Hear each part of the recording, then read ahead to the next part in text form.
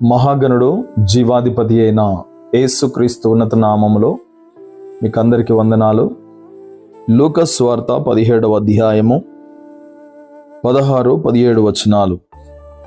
గొప్ప శబ్దముతో దేవుని మహిమపరచుచు తిరిగి వచ్చి ఆయనకు కృతజ్ఞతాస్తుతులు చెల్లించుచు ఆయన పాదముల యొద్ద సాగిలపడెను.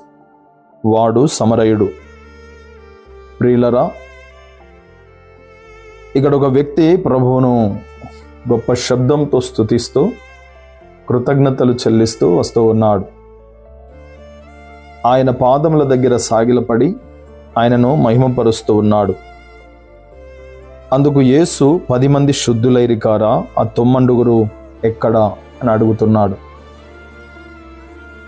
ఆయన యెరూషలేము ప్రాంతానికి వెళుతూ ఉంటుండగా మార్గమధ్యంలో ఒక గ్రామానికి వెళుతున్న సమయంలో 10 మంది కుష్ఠరోగులు ఆయనకు ఎదురుపడి, ప్రభువా, మమ్మల్ని శుద్ధులను చేయయ్యా, మమ్మల్ని కనికరించు అని కేకలు వేసినప్పుడు యేసుక్రీస్తు ప్రభుల వారు చెబుతున్నాడు, మీరు వెళ్ళి ప్రధాన యాజకునికి చూపించుకోండి అని.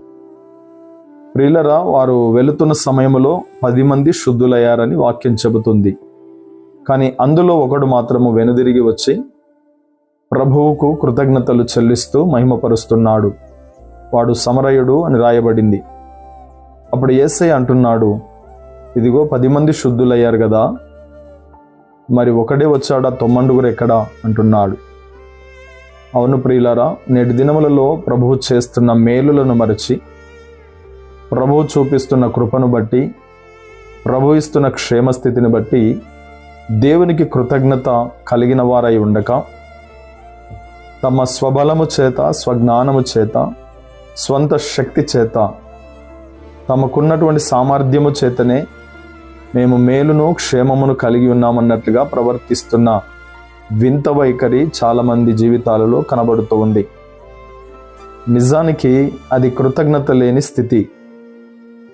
దేవుడు మనకిస్తున్న ప్రతిదాన్ని అనుభవిస్తూ, ప్రభువు చేస్తున్న మేలులను బట్టి సంతోషిస్తూ సమాధానం కలిగి ఉండి సుభిక్షముగా జీవిస్తున్నటువంటి మనము నేటి దినాల్లో దేవునికి కృతజ్ఞతలు చెల్లించే వారముగా ఉన్నామా?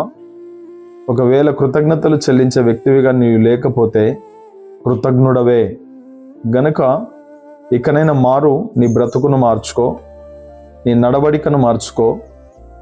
దేవుడు చేస్తున్న మేలును బట్టి కృతజ్ఞతలు చెల్లిస్తూ ఆయనను మహిమపరిచి ఇంకా ఆయన చేత దీవించబడు. అట్టి కృప దేవుడు నీకు అనుగ్రహించునుగాక. ఆమేన్.